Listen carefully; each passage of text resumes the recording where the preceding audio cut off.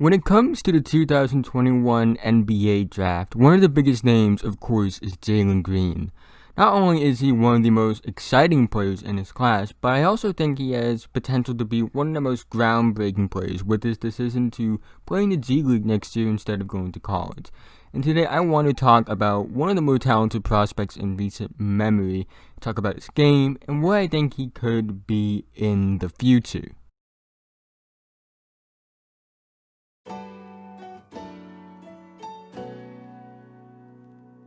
But before we do start talking about Jalen Green, if you're new, like the NBA, high school, college, really like basketball in general, I really think that you would love this channel.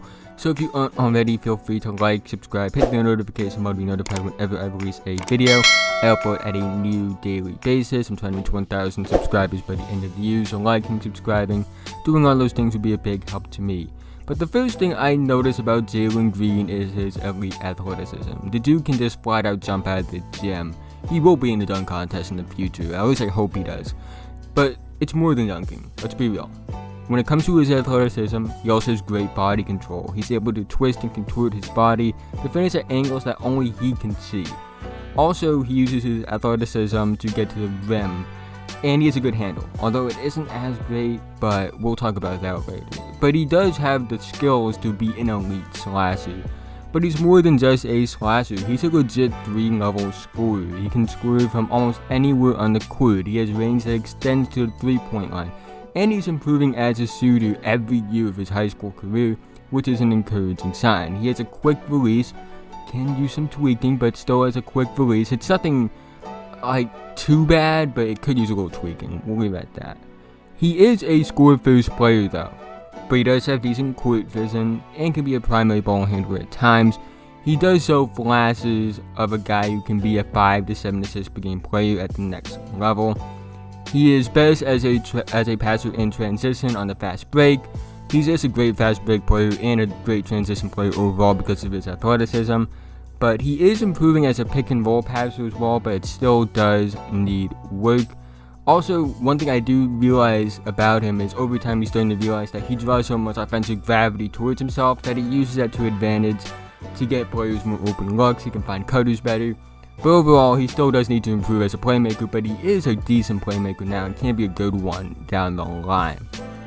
When he focuses on defense, he can be an elite defender as well. He has a great level of quickness, he has great length.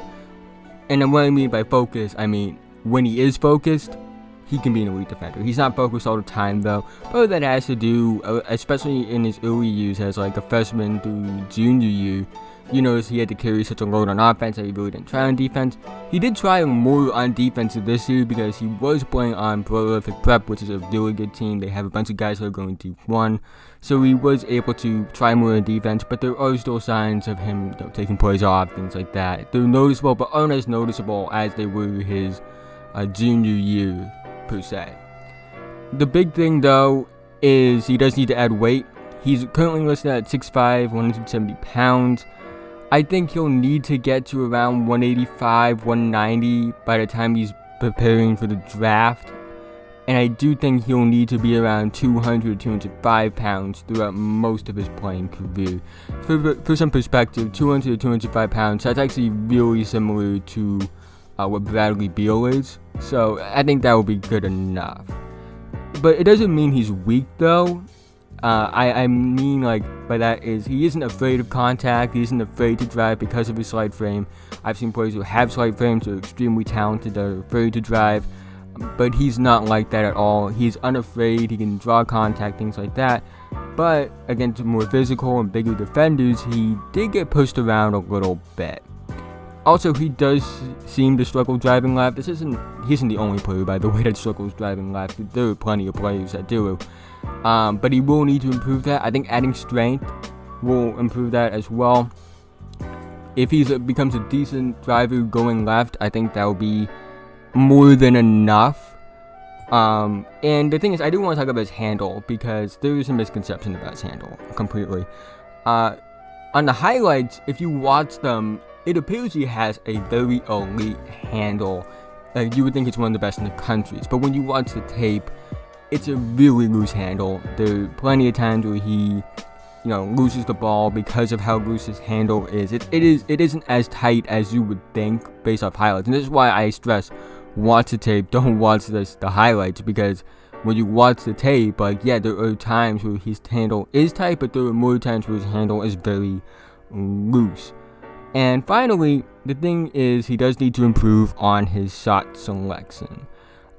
This is something that a lot of young players struggle with, especially young scorers struggle with, because they know they can hit these difficult shots. And Jalen Green can hit difficult shots. He can hit shots off the dribble, he can hit shots off the catch, he can shoot off balance, he can do all these things. But the thing is, sometimes knowing that you can hit those shots versus taking them all the time, it's not a good idea. Just because you can hit the shot doesn't mean you should take it all the time, especially when a better shot can be made.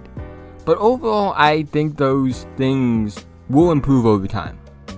And the reason why I think that is, he's improved so much from his freshman year to now as an all-around player that it's hard for me to believe that he won't improve moving forward. And going to the G League is going to be perfect for him. Not only will he be able to get G League and NBA level coaching, he would also get great strength and conditioning programs as well. And it also helps that a lot of his weaknesses are fixable. It isn't like he can't defend. It isn't like he can't shoot. It isn't like he doesn't have a good handle. It's just these things need to be improved on, and his things that need to be improved on are more about consistency and shot selection than they are about skill sets in general. There isn't much skill set wise that is wrong with him. A lot of it is just about physicality and mental stuff. And those things can be fixed. Shot selection can be fixed. And one thing he has that you can't teach is a drive to be great. You can see it when you watch him play. You can see it in his eyes. You can see it in how he handles himself, even in all-star level games or like AAU tournament games, where he just wants to be the best on the court. And that's just something you can't teach. The drive to be the best is something you can't teach. Either you have it or you don't. I think Jalen Green has that potential to be an all-NBA level player at his best. But at his worst, I think he's a solid mid-teen scorer for around 10 years. But one thing is for sure, and that's the fact that he's one of the most exciting prospects in recent memory.